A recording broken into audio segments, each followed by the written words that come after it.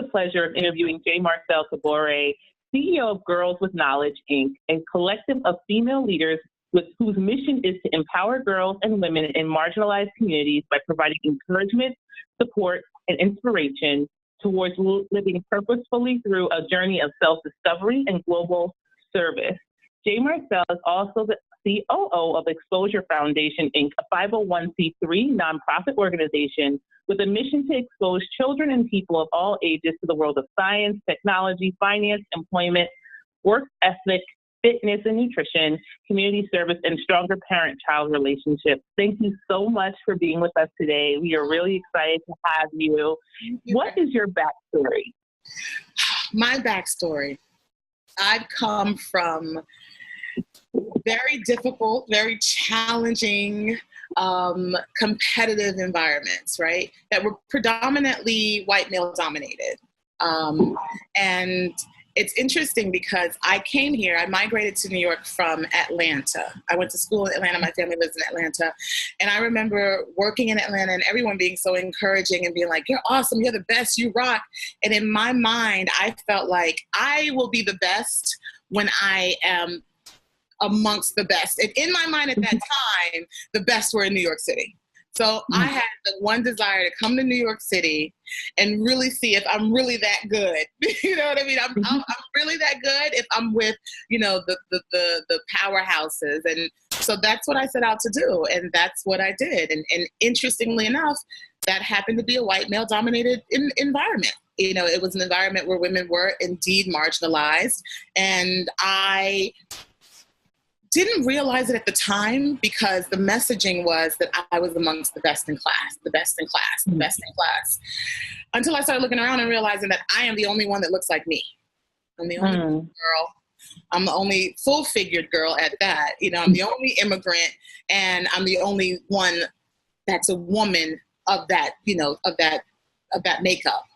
And so, you know, it started to kind of click on me, like, am I just kind of a box that they're checking off? Am I just kind of conveniently, like, they've hit all these different marks and they've been able to capture and check off all these boxes and it packaged in me? Not to say that I'm not the best, but I just didn't think that people could see me as the best in class. I think that they were seeing me as that diversity checklist, you know?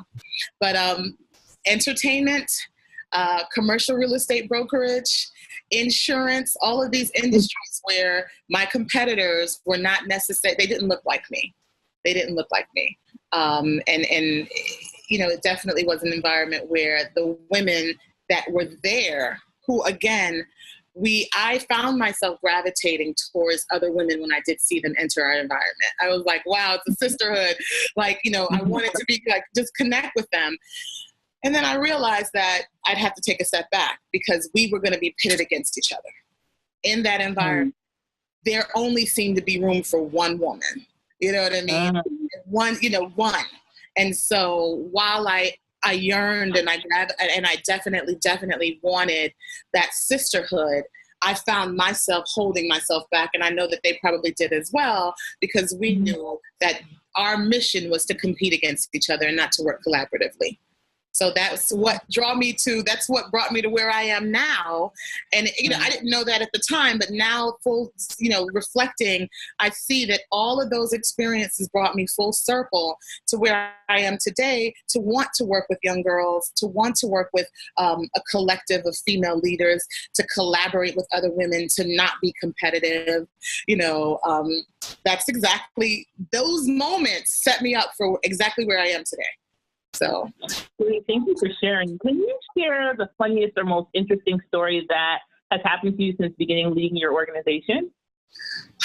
Yes. So a few years ago, I travel frequently to Africa, to West Africa and East Africa.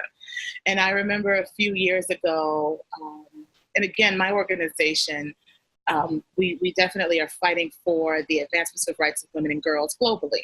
You know, so it's not just the girls and the women that are here, but marginalized communities, particularly, you know, those in West Africa and East Africa, in the Middle East. And so I remember going to a village in North Africa. We were working on a educational initiative. And the contacts that I had on the ground, Northern Nigeria. And it was kind of like around the, Boko Haram, it was a really intense time.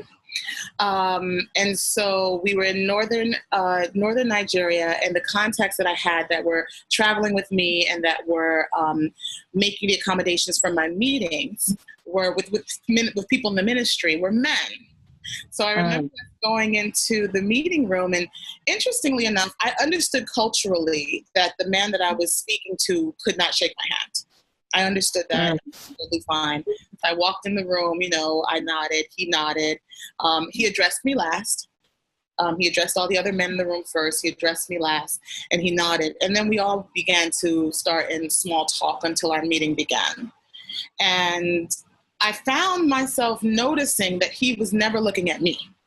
He was having conversation, and he was directing all of his conversation to the other men in the room, but not completely overlooking me. Like, I literally felt like I was shrinking because I just wasn't there anymore. And I'm a presence. You can't just ignore me. But I was ignored, and I felt it. And, there was a part of me that was like, okay, is this cultural or is this disrespectful? Like, I don't really know, what it is. But he then began to say, they say like Oba, and that's like the boss, the king, the man, So he said, well, we'll start this meeting when the Oba arrives. And the men that were with me, they looked around and they kind of leaned forward to him and they said, no, sir, I'm sorry, I don't think you understand. She is the Oba. And then he realized, oh no, wait a minute. He presumed that because of the initiative we were working on and because of the stature of it and the importance of it, that the partner from the United States that was coming to do this was a man. And I was the secretary. And so I find that to be a funny moment because it's sad and funny at the same time. But it also is kind of the reminder for me. I love the moment when he was like, she is the Oba. You know what I mean? She is the boss. Powerful. Yeah. I love that moment. So it was, it's indicative of the environment that I was in at the time. And it was a reminder of why I need to continue doing the work that I'm doing. Great. What do you think makes your company stand out? And can you share a story? What makes us stand out, and can we share a story? There are tons of stories that we can share, I'm sure. But, what stands out about us is the work that we're doing and the level of collaboration that we don't set boundaries. We completely foster an environment of creativity, of collaboration. We're working on a project that is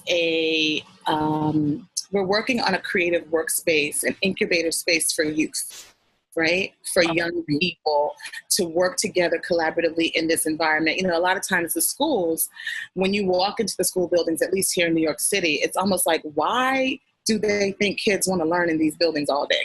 They're trapped in here for 8-9 hours, and this is not an environment that it looks a little bit more prison-esque. And yeah, you might slap a coat of paint on there, but it's not bright. It's not the environment that we want to thrive in as adults. Why do we think children want to thrive in those environments? And so to foster an environment to create an environment for young people and for women where there's creativity, there's collaboration, there's innovation, there's no limits to what you can do. There's no industry that you cannot pursue. Creating that platform for voice and choice for women is super important to us. And I'm really excited about what we're doing because we're leveraging the foundation that the Gen Xers, that the baby boomers, and that the millennials have set. And we're using that to make sure that Generation Y is absolutely empowered. Like, we're laying all this groundwork and we're doing all this fighting. And Generation Y, you better make sure that you do right by us. You know what I mean? The things that we've gone through, you better never go through. The marginalization that we've endured, you better never endure, and so we're making sure that the conversation continues and doesn't just stop with our generation, but we're bringing the younger ones in. And I think in the past, what has happened is we've always sheltered the young girls. Well, don't tell them about that. If someone was violated sexually, close her ears. Don't let it. No, we need to talk about that. Let's have that Right. dialogue. Let's have that conversation so that you know what those signs look like, you know what the signals look like, and you never, ever endure that in your lifetime. Yeah. That's great. Thank you. I think you just mentioned one amazing vertical that you're working on, but are you working on any new exciting projects right now? Well, we have the I did talk about the incubator space for youth. And then we have the Global Goddess Experience, which we're really excited about. Again, being a collective of female leaders, we are taking the work that we do here in the United States, we're taking it on the road. And so what that looks like are, we call them impact travel. So, we know travel is really big now and everybody's kind of going away on retreats and all of that. But for us, we've kind of taken the concept of a retreat, of a women's retreat, and we've mixed it with like a missions trip. But at the same time, we really like to turn up, so it's like we want we want the cultural immersion of, if we're going to the Caribbean, it might be carnival, you know what I mean? Or, we want to really experience the culture, but we want to also have an impact. And so what we've done recently, we've gone to South America. Last month, we were in Guyana and we did a medical mission. So we went there are 10 regions in Guyana. We went to 7. Between our missions and our cultural immersion, we went to 7 different regions in Guyana, from the Kaieteur Falls to the Demerara River to Bartica, which is the gateway to Brazil, to the interior, to the gold mines and the diamond mines. We went to perform medical outreach. And I am not a doctor, and I was still able to make an impact. So we went to perform medical outreach to the villages that don't have the normal access to things that we have here. And in the midst of our retreats, we bonded. We bonded with the women in those villages, because for us, what we identify is that we're not here to rescue anybody. We're going in with our hands like this. We're going in to give, but we're also looking to receive. We're receiving your wisdom. We're receiving some of your traditional values. We're receiving your culture, your foods, learning how to eat healthier, learning how to live a healthy, productive life, not letting go of some of those, a lot of times we think old school is old school, but there's so much goodness in some of the old school traditions and values. And we wanted to make sure that we had an exchange, a cultural exchange where that can be preserved, so. It's a true collaboration. That's awesome. Yeah. And so again, we did that, and we did some tourism and we did some turning up. We definitely, it was Guyana's independence celebration, 52 years. So we enjoyed some concerts and then, the other part of the relationship, we call it relationship, reciprocity, and replenishment. So we're there to forge relationships and to bond with the women of that culture, of that country. And then the reciprocity is, again, the exchange that I talked about. It's us giving, but then us also receiving, understanding that they have something of value to give to us as well. And then the replenishment is, we need to relax, relate, and release. And because how many times do we go out of town, and if we're doing something that's either a missions trip or whatever, we come back feeling like we need a vacation. And I want to make sure that in the Global Goddess Experience that we don't come back burnt out. So we ended our trip at a resort and just relaxed so that we can come back refreshed and really feeling rejuvenated. And, one of the things that I've learned about these retreats is that we always come back with a greater sense of purpose. There's always something that we learn, that we've learned about the relationship, the reciprocity, and the replenishment. In that experience, we learn something, and it just kind of motivates you to continue to forge ahead with your purpose. So that's the other project we're working on. I invite you to join us. I'm ready to go. I'm ready. I'm like right now. I'm packing my bag. You see my bag? It's already ready to go. Let's go. Let's go. We don't need bags. No bags needed. No bags needed. What advice would you give to other CEO founders about how, especially female founders, about how to help their employees thrive? You know what? I think that one of the things that I think that female founders should be mindful of is we don't know everything. You know, Mm. we don't know everything, and that's okay. You don't have to know everything, but you do need to be smart enough to surround yourself with people who do know, particularly Mm-hmm. things that you don't know. And so I Right. think that it's important for us to really reflect, because there are some founders that do think that they're superheroes and lone rangers. And, you know, I know everything, I can do everything. And that's wonderful and it's amazing, but it's not true. Right? None of us are perfect.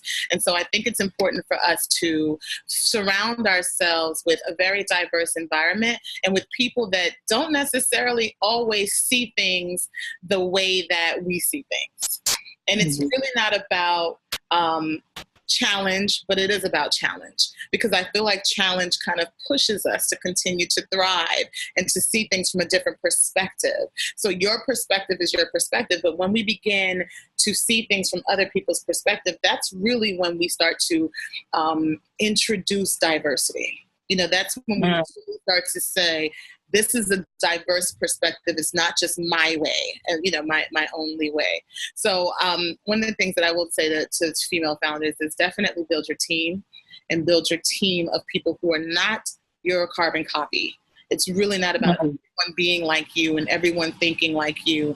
It's about respecting diversity, being open to hear, even when it's uncomfortable, and taking everything that you can from that discomfort to grow, not just for the betterment of you as a leader, but also for your organization and the people that you're serving. Absolutely. I love that. Don't hire your carbon copy. That's great. Yeah. None of us are able to achieve success without some help along the way. Is there someone that you are grateful towards that helped you get to where you are today? You know what? I feel like every one of those difficult, ridiculous people that I worked for, all of them, even if I didn't necessarily enjoy the experience, have taught me tremendously. Sometimes it's even about you teaching me about what I don't want to do. You know what I mean? Mm-hmm. You can teach me how to run the company, and I take the knowledge of bad habits that I don't want to have and I don't want to adopt in my own leadership. But I would say present day, Raymond L. Thomas Jr., who is the Chief Executive Officer of Exposure Foundation. Of course, I'm the COO. He's had a huge impact on my perspective about leadership.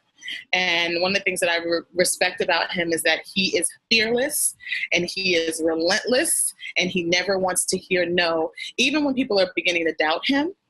And so when he met me, he knew that I didn't have prior experience in youth development or in not-for-profit services, but he knew that I was passionate and intelligent. You know what I mean? And not only that, but I got things done. So he would always say, you don't have to have the knowledge of this, but because you have passion and you have a willingness to learn, I can teach you. I can teach you. And he did. He taught me a tremendous amount. He taught me a tremendous amount. And I think that I'm very grateful to him because I've been able to adopt that same type of relentless nature even in my own leadership, where I don't come from a place of no, and I don't really want anyone on my staff to come from a place of no, right? We've been told no enough. We don't need to be told no anymore. What I interpret no as from time to time is maybe not now, or maybe not that way. I need to find another way. So am I going to go around? I'm going to knock it down. Am I going to go under? Am I going to go over? I'm going to get there. But, you know, I might have to revisit my path. And I think that that's one of the things that I absolutely learned from, you know, Raymond L. Thomas Jr. And he had that luxury being a man. And I'm happy to have had, to have shared in leadership with him, because I've adopted those same principles as a woman. No, great. How have you used your success to bring goodness to the world? You know, I've used my success. I've had great success again in entertainment and in the for-profit sectors that I've worked in, and I've literally taken the skills that I've developed and the network of people that I've met and the experiences, and I've transitioned that, and I've cross-utilized those skills to work from a place of passion and purpose. So I'm doing purpose-driven work that's passion-fueled. And I think that that's going to make the world a better place. And that's also going to teach other young women that they can work from a place of passion. I think I was working with someone the other day and they were saying, I wish I knew this when I was younger. I think, they were saying that when they were in school, they were taught to just find a job that's going to pay you a whole lot of money. And they're like, if I would have known then what I know now, I would have pursued my passion and I would have worked from a place of purpose 20, 30 years ago. And of course their path was their path. So they needed to do what they needed to do. But for younger people, for the younger women that I'm working with, I'm trying to show them how they can take the things that they're passionate about and they can make that a career. And they can also add an element of social consciousness and social awareness so that there's purpose in the work that they're doing. And they can have all of that. And they don't necessarily have to take the path that I did of working for 20 years without that to get to that place. There was a hunger that I had for wanting to do more purpose-driven work when I was in those sectors. And I've now taken it and transferred it. But it took about 15, 20 years for me to get to this place. And I'd love for some young women to not have to do that, to just straight away, begin working from a place of passion and a place of purpose. I think that's so strong, so important. Can you share the top ways that diversity and embracing diversity help to increase the company's bottom line? Sure. And let me just say, for me, a commitment to moving my business beyond bias is not a convenience or a trend. It's a non-negotiable. So being a minority, immigrant, female founder who represents the epitome, for me, I represent the epitome of diversity. It affords me the luxury of weaving those same values into the fabric of our infrastructure. So an inclusive environment positively impacts profitability in that it breeds innovation, right? The more that a person's uniqueness is valued, the more that they feel free to create, and that's equity. When people know that they're being supported and equipped with the tools that they need to excel, they're more inclined to thrive. And that's one of the things that we really want to foster in our environment. We want to give people the tools. We want to give them permission to think outside the box. We want to let them know that their perspective is valued, that their suggestions are valued, even if not always used or implemented, because people don't have the full scope of what it is that they don't always have all the details that go behind making the decision, but we want them to know that their perspective is valued. And not only does diversity permeate throughout our workforce, it starts with C-level. Like, we make sure that from top to bottom, there's diversity woven into our organization. And I think that we've gotten to a place particularly in America, where it's not really just about a company talking the talk of diversity in their marketing and in their branding. They've got to walk it. People have got to see that company doing things to perpetuate a more inclusive environment for people to believe you. You know what I mean? We're so beyond the branding of, saying that you're diverse or putting, a woman of color or, a Latino man, or whoever it is, putting someone of color or an ethnic person on your branded materials. It's more than just that. It's about you standing up for the rights and about you really getting involved in social conscious. Yeah, absolutely. I think that's 100%, 100% right, 100% right. Is there a life lesson quote that you live by that you'd like to share? Sure. It's an African proverb. If you want to go fast, go alone. If you want to go far, go together. And it's one of the things, again, that has made me feel like it's been a consistent in my career. It was back then when I was in in a white male dominated environment, and I yearned for the sisterhood of other women, to even now where I have the collaborative sisterhood of women and I work with other women. I realize we don't have to compete against each other. I could go, by myself. I can get there fast, but if we go together, we're going to go further, because we're going to support each other and we're going to have each other's back. So that's definitely a favorite quote or life lesson that I have. I love that. Some of the biggest names in business, VC funding, sports, and entertainment follow our column. Is there someone in the United States or around the world that you would love to have a breakfast or lunch with? Who and why? I think that Mellody Hobson Lucas is pretty darn dope. I'd love to I would definitely, and there's so many women. I mean, I could go on from the Michelle Obamas to the, Maxine Waters. I would need to have a sisterhood brunch, right? I would need to have a brunch. I need a brunch. I need to I really, there's so much to learn from such amazing, wise women. And, but right now I've kind of got my eye on them. So, intrigued and mesmerized by the accomplishments of Mellody Hobson Lucas. And I would, from her humble beginnings in Chicago. And what I really love about her is it's not so much her accomplishments. I'm impressed tremendously by her accomplishments and and by the life that she's been able to establish for herself. But I use her often when I'm coaching my young ladies, because there is a relentless nature. When she came out of college, she interned for the company that she still works for today, 30 years later. But the day that she got there, she knew that she wanted to be president.